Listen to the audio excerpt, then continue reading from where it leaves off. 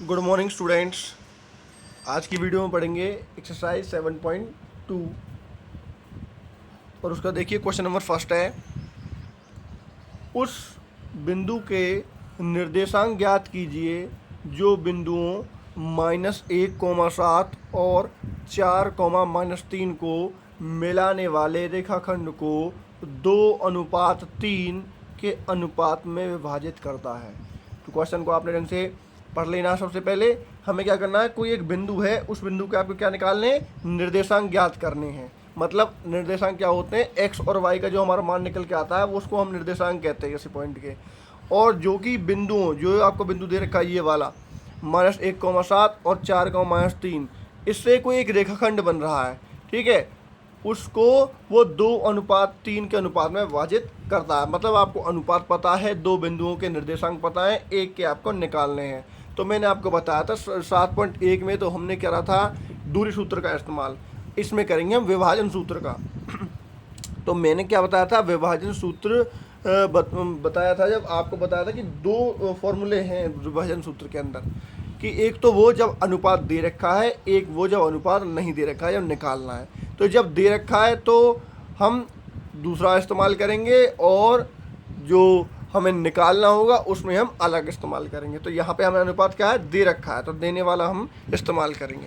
तो देखिए सबसे पहले जो ये करें ना, माना उस बिंदु के निर्देशांक हमने लिए, माना बिंदु P है, P x, y, ब्रैकेट के अंदर लिखना है आपको x, y है, ठीक है। मतलब P बिंदु के निर्देशांक, माना P बिंदु के निर्देशांक x, y हैं, ठीक है।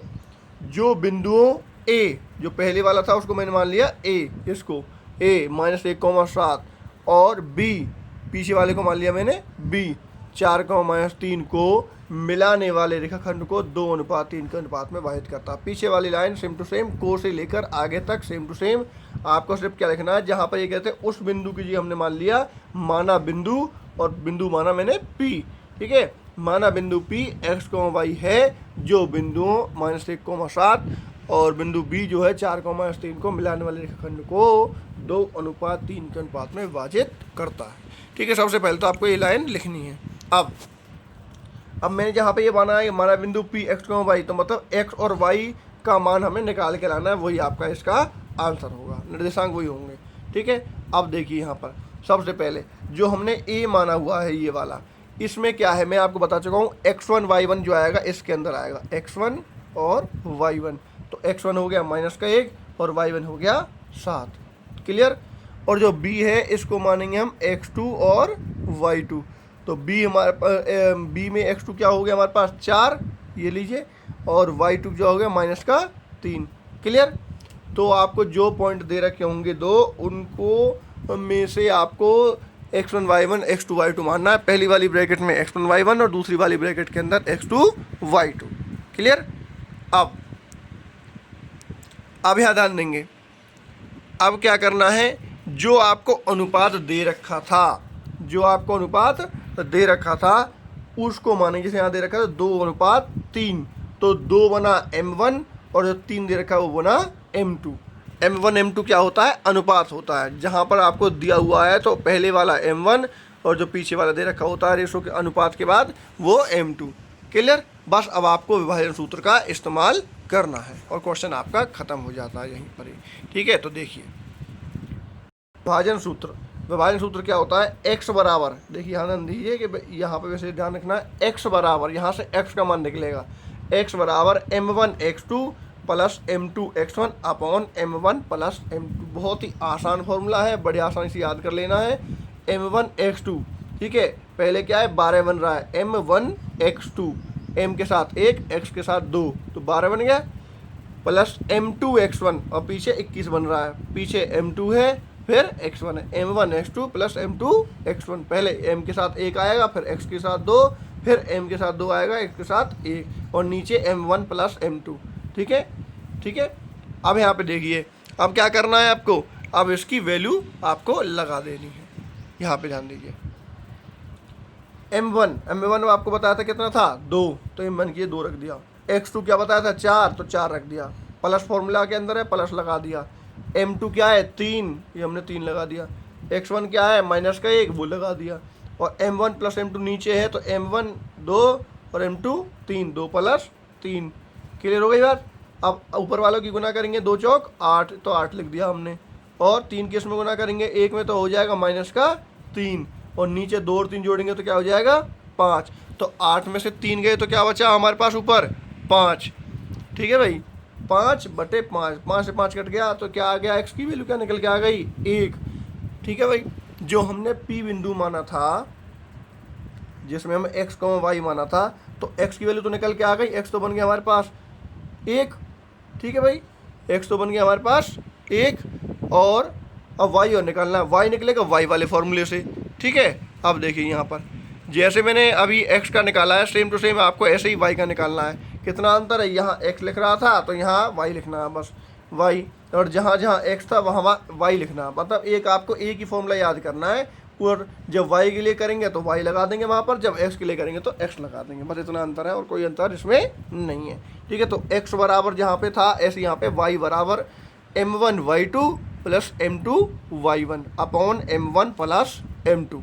Clear, m1 y2 plus m2 y1 upon m1 plus m2। जैसे यहाँ पे m1 x2 plus m2 x1 था अपॉन m1 प्लस m2, तो यहाँ पे भी था, यहाँ पे भी, नीचे भी सेम टू सेम। यहाँ m1 था, यहाँ भी m1 ही है, बस x2 की जगह क्या आ गया y2, और x1 की जगह क्या आ गया y1, बाकी सेम टू सेम है। और फॉर्मूला में आपको बता दिया है, पहले 12 है, फिर 21, फिर नीचे 1 और 2। ठीक है, ये 12 बन रहा है m1 y2 में, m के साथ 1, y के साथ 2, 12, और यहाँ m के साथ 2, y के साथ 1, यहाँ बन गया 21, 12 प्लस 21, और नीचे क्या है m1 प्लस m2, 1 प्लस 2। ठीक है, ये तो मैं आपको वैसे ट्रिक बता रहा हूँ आपको, लेकिन आपको ऐसे याद करना है m1 y2 plus m2 y1 upon m1 plus m2। आप वैल्यू लगा दीजिए, वैल्यू आपके सामने लिखी हुई है सारी। y बराबर क्या है 2, y बराबर m1 क्या हो गया हमारे पास, m1 है हमारे पास 2, y2 क्या है हमारे पास माइनस का 3 रख दिया। ठीक, प्लस m2 क्या है 3, तो 3 रख दिया m2 की जगह। y1 क्या है 7, तो y1 की जगह 7 रख दिया। और m1 प्लस m2 सेम ही है, m1 कितना है 2 और m2 कितना है 3, 2 प्लस 3 नीचे हमने लिख दिया। तो ऊपर गुना करेंगे 2 और 3 की कितना हो जाएगा, 2 3 6, माइनस का 6 आ गया, प्लस के 2 की और माइनस के 3 की गुना करेंगे तो कितना आ जाएगा 6। क्लियर, अब 3 सत्ते 21, पीछे जो है हमने पीछे वाली गुना कर दी वो 21 हो गया, बीच में प्लस का निशान है, प्लस लगा दिया, 2 और 3 5 नीचे हो गया। ठीक है भाई, 5 नीचे हो गया, और 21 में से 6 घटा दिए तो कितना बचा 15, 15/5, और 5 से काट दिया 15 को, 5 या 15। तो y की वैल्यू हमारे पास बनी 3 और x की वैल्यू बनी हमारे पास 1। तो हमारे पास x का मान भी आ गया और y का मान भी आ गया। हमने एक बिंदु P माना था जो इन बिंदुओं से को 2:3 में विभाजित करता है, तो x का मान 1 और y का मान आपका 3, तो 1,3 आपका आंसर यहाँ पे हो जाता है। तो यहाँ पे लिख दिया मैंने, अतः P के निर्देशांक, बिंदु P के निर्देशांक 1,3 है। ठीक है, और सवाल आपका खत्म हो जाता है। और हमने P क्या माना था, P हमने वो बिंदु माना था जो पहले वाले और दूसरे वाले बिंदु को 2:3 में विभाजित कर रहा है। ठीक है, तो हमें वही निकालने थे कि P बिंदु के निर्देशांक निकालिए उस बिंदु के, तो उस बिंदु को, वो बिंदु को माना था हमने P माना था, तो P बिंदु के निर्देशांक क्या बने x, y, और जो कि x और y की वैल्यू हमारे पास 1 और 3 है, तो P बिंदु के निर्देशांक 1,3 है। ठीक है, क्वेश्चन समझ में आ गया होगा आपको। ये आपका यहाँ पर आपको विभाजन सूत्र इस्तेमाल करना है। सेकंड जो आपका ये चल रहा है आपका 7.2, इस 7.2 के अंदर ज़्यादातर हम सभी क्वेश्चनों में विभाजन सूत्र इस्तेमाल करेंगे। 7.1 में हमने दूरी सूत्र इस्तेमाल किया था। अब करेंगे इसका नेक्स्ट क्वेश्चन। ठीक है भाई, देखिए भाई, जो इसका नेक्स्ट क्वेश्चन है इसमें क्या करना है, इसमें आपको ध्यान से देखना है, ये थोड़ा सा अलग है उससे, फॉर्मूला वही अप्लाई करना है लेकिन थोड़ा सा अलग है। यहाँ पे भी दिया हुआ है बिंदुओं 4,-1 तथा -2,-3 को जोड़ने वाले रेखाखंड को समत्रिभाजित करने वाले बिंदुओं के निर्देशांक ज्ञात कीजिए। ठीक है, यहाँ पे बात आ गई समत्रिभाजित करने वाले बिंदुओं को निर्देशांक। वहाँ पर क्या था, आपको एक अनुपात दे रखा था, यहाँ पे अनुपात नहीं दे रखा है।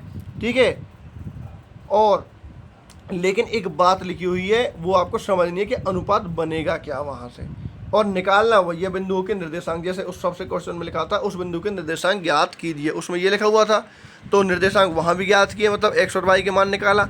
तो यहाँ भी आपको वही काम करना है, x और y का मान ही निकालना है, लेकिन उससे पहले आपको अनुपात पता करना पड़ेगा क्या है अनुपात, ठीक है। और सबसे पहले इस बात को समझिए कि समत्रिभाजित करने वाले बिंदु के निर्देशांक, समत्रिभाजित का मतलब हो गया समान 3 भागों में विभाजित, ठीक है।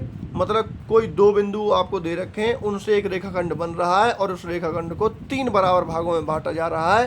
तो जो 3 बराबर भागों में जो बिंदु बांट रहे हैं, तो उन बिंदुओं के आपको निर्देशांक बताने हैं। पिछले क्वेश्चन में केवल एक बिंदु के निर्देशांक बताए, इसमें आपको 2 बिंदु के निकालने पड़ेंगे, बस इतना अंतर है। तो देखिए क्वेश्चन को, सबसे पहले वो कह रहे थे एक रेखाखंड है, ठीक है।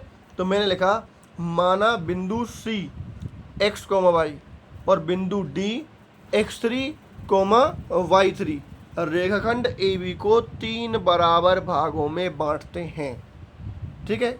आपको ये लाइन जरूर लिखनी है।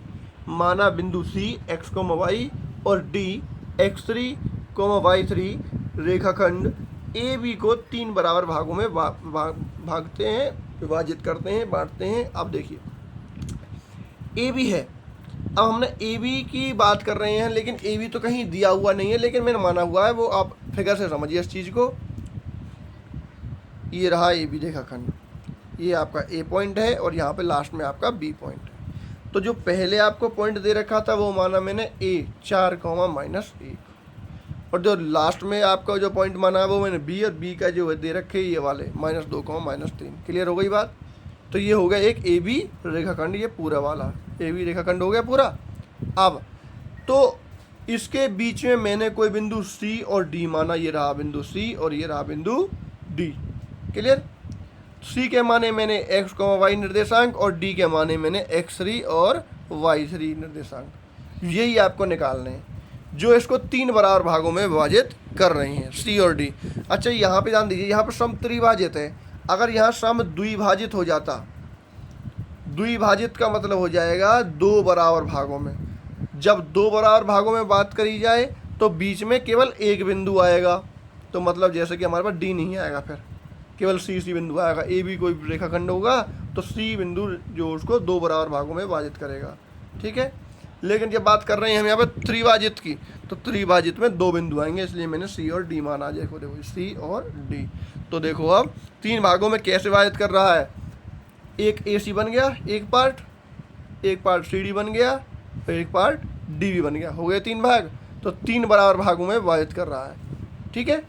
तो आपको C और D बिंदु हमने इसलिए लिया। अगर त्रिभाजित आ जाए तो 2 बिंदु लेने, द्विभाजित आ जाए तो 1 बिंदु लेना है बीच में, ठीक है। अगर 4 बराबर भागों में विभाजित करने की बात आ जाए तो आपको कितने लेने हैं, आपको 3 बिंदु लेने हैं, ठीक है। मतलब जितना कहा जाए उससे एक कम बिंदु आपको उस रेखाखंड के बीच में लेने हैं, ठीक है। अब यहाँ क्वेश्चन को ध्यान से देखिए, क्या करना है। जब वो कह रहे हैं कि सम त्रिभाजित कर रहे हैं, मतलब समान भागों में विभाजित कर रहे हैं, तो मैंने लिखा 3 बराबर भागों में विभाजित कर रहे हैं, तो उनका अनुपात बराबर होगा। मतलब जितना AC का अनुपात और CD का अनुपात 1:1 होगा, और CD और DB का अनुपात भी 1:1 होगा। तो इसलिए मैंने यहाँ पे क्या लिखा है, 1:1:1, क्योंकि 3 बराबर भाग हैं और 3 बराबर भाग हैं तो क्या होगा, तीनों का अनुपात समान होगा। इतनी बात क्लियर हो गई कि यहाँ पर 1:1:1 कैसे आया, कि वो कह रहे हैं कि सम त्रिभाजित कर रहे हैं, समान भागों में विभाजित कर रहे हैं, इसलिए अनुपात इन तीनों के बीच का बराबर होगा, तीनों के बीच के होगा। लेकिन कोई अगर हम बात करें 2 पॉइंट के बीच में 1 पॉइंट आए तो उसके लिए नहीं होगा। अब हम बताएंगे उसके बारे में। देखो बिंदु C के निर्देशांक निकालने के लिए, जब हम बिंदु C का निर्देशांक निकाल रहे हैं, x, y जो मैंने माना हुआ है, तो x और y का अगर हम मान निकालना है तो उसके लिए अनुपात क्या होगा, C के लिए अनुपात क्या होगा। तो बिंदु C के निर्देशांक के लिए अनुपात क्या बनेगा, बिंदु C के निर्देशांक के लिए अनुपात क्या होगा, AC अनुपात, ये रहा AC अनुपात CB, AC अनुपात CB, ठीक है। D को नहीं लेंगे हम C की बात कर रहे हैं। तो AC अनुपात CB, AC का अनुपात कितना है 1, और CB की बात करूं तो कितना हो जाएगा, 1 और 1 2, ठीक है। C और D के बीच में कितना हो गया, 2 हो गया ना, क्योंकि C और D के बीच में 1 था और D और B के बीच में भी 1 है, 1 और 1 2 हो गया। तो अनुपात बना 1:2, ठीक है भाई, 1:2 बन गया AC अनुपात CB। तो मैंने लिख दिया 1:2 है। क्लियर हो गई बात। तो C के निर्देशांक निकालने के लिए AC अनुपात CB 1:2 है। ठीक है, यहाँ पे ये रहा आपका अनुपात 1:2। अब बात करेंगे, अब हमें क्या पता चल गई, अनुपात पता चल गई। x1 y1 x2 y2 आपको पहले से ही पता थी। कैसे पता थी? जो पहला वाला पॉइंट है A, उसमें x1 y1 हो गया, और जो पीछे वाला पॉइंट है उसमें आपको क्या है, उसमें आपको दे रखा है x2 y2। B वाले में हो गया x2 y2 और A वाले में हो गया x1 y1। ठीक है भाई, तो यहाँ पर x1 क्या हो गया 4 और y1 क्या हो गया -1, x2 क्या हो गया -2 और y2 क्या हो गया -3। क्लियर, ये वैल्यू लिख दी मैंने यहाँ से। और m1 m2 क्या बनेंगे, अनुपात। मैंने बताया था जो अनुपात होता है वो m1 m2 होता है। 1:2 लिखा अभी हमने इसके लिए, तो m1 बना 1 और m2 बना 2। क्लियर, m1 1 m2 2 और बाकी जो है x1 y1 x2 y2 ये हमने एक A से x1 y1 और B से x2 y2 लिखे हैं। बस अब आप फॉर्मूला में अप्लाई करना है, x और y का माना जाएगा, वो हमारे C बिंदु के निर्देशांक होंगे। देखिए x बराबर m1 x2 plus m2 x1 upon m1 plus m2, वही फॉर्मूला अप्लाई करेंगे विभाजन सूत्र हमें। ठीक है, अनुपात वाले सवालों में हमें विभाजन सूत्र इस्तेमाल करना है। अब m1 क्या है 1, m की वैल्यू लगा दी। x2 क्या है हमारे पास -2, वो लगा दिया। m2 क्या है 2, वो लगा दिया। और x1 क्या है 4, वो लगा दिया। ठीक है, 2 और 1 की गुणा करेंगे तो -2 हो गया, 2 चौक 8, ये 8 हो गया।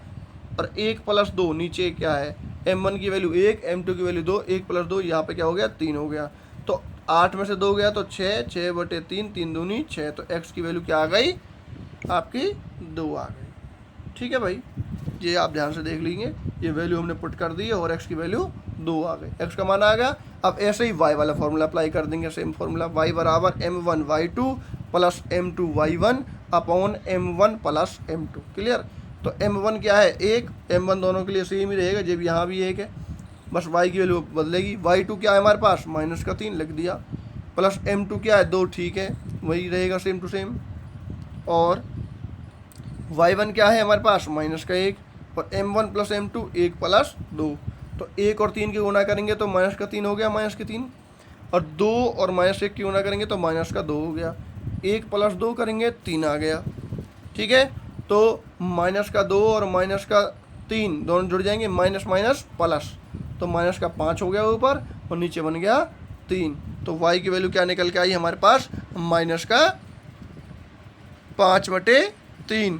तो x की वैल्यू आ गई हमारे पास 2 और y की वैल्यू आ गई -5/3। ठीक है, तो हमारे पास C बिंदु का निर्देशांक निकल के आ गया, क्योंकि हमने C बिंदु के क्या माने थे x, y मान के चले थे। तो x का वैल्यू हो गई 2 और y की वैल्यू हो गई -5/3। ठीक है, C के निर्देशांक आ गए, तो लिख देते हैं हम इसके। तो x की वैल्यू निकल के आई हमारे पास 2, y की वैल्यू निकल के आई -5/3। अतः C बिंदु का निर्देशांक 2, -5/3 है। क्लियर, C बिंदु के निर्देशांक हो गए। अब ऐसे ही हमें क्या निकालने, D के और निकालने। D क्या है हमारे पास यहाँ पर, देखिए भाई D के और निकालने। अब D के निकालेंगे तो D के लिए भी सेम वही काम करेंगे, AD अनुपात DB। अब हम C को भूल जाएंगे कि भाई C भी कोई पॉइंट बीच में है, ये पहले हमने D को नहीं लिया था। जब AD अनुपात DB निकालेंगे, D के अनुपात निकालने के लिए, तो A और D के बीच में कितना है 1 और 1, ये कितना हो गया 2 हो गया, यहाँ तो बन गया 2। ठीक है भाई, और पीछे क्या रह गया 1, 2:1 बन गया, तो वो हम यहाँ पे लिखेंगे। इसी प्रकार D के निर्देशांक निकालने के लिए जो अनुपात होगा, D का अनुपात निकालने के लिए क्या होगा भाई, यहाँ पे हो गया 2 और यहाँ पे नीचे हो जाएगा 1। इन दोनों के बीच में अंतर कितना है 1, और इन दोनों का 1 S का और 1 S का, तो ये हो गया 2। तो इसी प्रकार D के निर्देशांक निकालने के लिए अनुपात AD अनुपात DB 2:1 है। ठीक है भाई, 2:1 समझ में आया नहीं आया? सबसे पहले स्टार्टिंग में तो हमने 1:1 माना था, क्योंकि उन सभी बिंदुओं के बीच में आपस में 1:1 है, समत्रिभाजित कर रहे हैं। लेकिन जब हम बात करते हैं C की, तो AC और CB की बात करेंगे, क्योंकि एक पॉइंट A पर है, एक B पर है, तो हम इनको सॉल्व करते हैं। तो 1:2 बना था। और जब हम बात कर रहे हैं D के लिए, तो AD अनुपात DB निकालेंगे, तो AD हमारे पास 2 हो गया और DB हमारे पास 1 हो गया। तो यहाँ पर M1 बना 2 और M2 बना 1। ठीक है, अनुपात जो होता है वही M1 M2 होता है। X1 Y1 X2 Y2 same रहेंगे। देखिए तो m1 क्या बना यहाँ से 2 और m2 क्या बना 1, पहले वाला m1 दूसरे वाला m2, और x1 y1 x2 y2 वही सेम रहेंगे जो हमने पिछले उसमें लिखे थे, सेम आप देख सकते हैं। ठीक है भाई, ये रहा यहाँ पर x की वैल्यू आप देख सकते हैं, x1 4 है, यहाँ भी 4 है, y1 -1 है, वो भी यहीं सेम रहेगा क्योंकि ये तो सेम ही रहेंगे हमारे पास, सेम टू सेम। ये हमारा x1 है, ये हमारा y1 है, ये हमारा x2 है, ये हमारे पास y2 है। ठीक है, वो ए वाले के अंदर जो है वो x1 y1 और बी वाले के अंदर जो है वो x2 y2 है। अब फार्मूला में अप्लाई करना है दोबारा से और डी बिंदु के निर्देशांक निकालने हैं। देखिए अगले पेज पर करते हैं उसको हम। देखिए इसमें क्या है, अब मैं लिख रहा हूँ x3 बराबर m1 x2 plus m2 x1 upon m1 plus m2। ये x3 बराबर क्यों लिखा है मैंने, क्योंकि ये तो x के बराबर होता है। ठीक है, ध्यान रखना है आपको कि भाई ये मैंने x3 क्यों लिखा है, क्योंकि मैंने डी बिंदु के निर्देशांक क्या माने थे, मैंने डी बिंदु के निर्देशांक x3, y3 माने थे, इसलिए मैंने इसको x3 लिखा है। अगर मैं इसे x ही लिखता x, y, लेकिन x, y तो मैंने c के माने थे, तो इसलिए मैं इसको x नहीं ले सकता।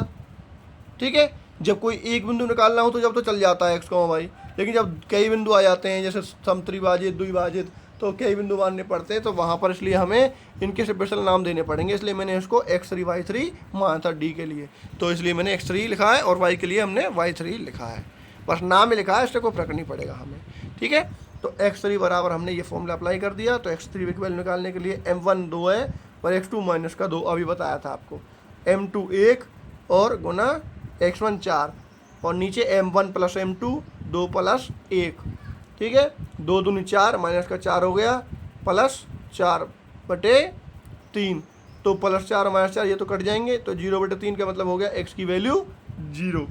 ठीक है भाई, वीडियो को दोबारा से बैक करके एक बार देख लेना, जो ये m1 x2 ये वैल्यू है ये सेम ही है, m1 x2 और जो है यहाँ पर बदला है इस वाले के अंदर, बाकी x1 y1 x2 y2 जो हैं वो पिछले वाले हैं जो आपने पहले उस सी बिंदु के निर्देशांक निकालने के लिए करे थे।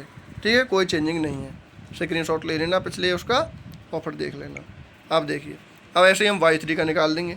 y3 क्या होगा, y3 बराबर m1 y2 plus m2 y1 upon m1 plus m2। तो m1 क्या है 2, y2 क्या है -3, m2 क्या है 1 गुना y1 क्या है -1। ठीक है, नीचे क्या है m1 plus m2, m1 2 plus m2 1। ठीक है, ऊपर गुना करने पे क्या हो गया 2 तिया 6, तो -6 हो गया प्लस। ठीक है, अब 1 और -1 की गुना करेंगे तो क्या हो जाएगा -1/3, तो -6 और -1 करेंगे माइनस माइनस प्लस, तो -7/3, तो y की वैल्यू बन गई -7/3। क्लियर हो गई बात, तो y3 की वैल्यू भी आ गई और हमारी x3 की वैल्यू भी हमारे पास यहाँ पे आ गई है। यहाँ मैंने x लिख दिया है, ये x3 है यहाँ पर। ठीक है भाई, ध्यान से कर लेना इसको कि क्योंकि मैंने यहाँ पे, क्योंकि तुम कंफ्यूज ना हो इसलिए मैंने x3 लिखा था यहाँ पे, और जो हमारी x और y की वैल्यू निकल के आती है ये हो गया x3 की वैल्यू हमारे पास 0 और यहाँ पर ये y3 की वैल्यू। ठीक है, तो डी बिंदु के निर्देशांक मैंने क्या माने थे, डी बिंदु के निर्देशांक मैंने x3 और y3 माने थे, और x3 की वैल्यू हमारे पास आई 0 और y3 की वैल्यू आई -7/3, तो डी के निर्देशांक हो गए। अतः डी के निर्देशांक 0, -7/3 हैं। ये क्वेश्चन यहाँ पे आपका ख़त्म हो जाता है। ठीक है, और इससे जो अगला क्वेश्चन है क्वेश्चन नंबर 3, ये हम करेंगे इसे अगली वीडियो में। तब तक के लिए जुड़े रहिए SK मैथ्स क्लासेस से। ये मेरा चैनल है, अगर आपने अभी तक सब्सक्राइब नहीं किया तो आप इसे सब्सक्राइब करें ताकि आने वाली आगे वीडियोस आपको इस चैनल पर मिलती रहें। थैंक्स।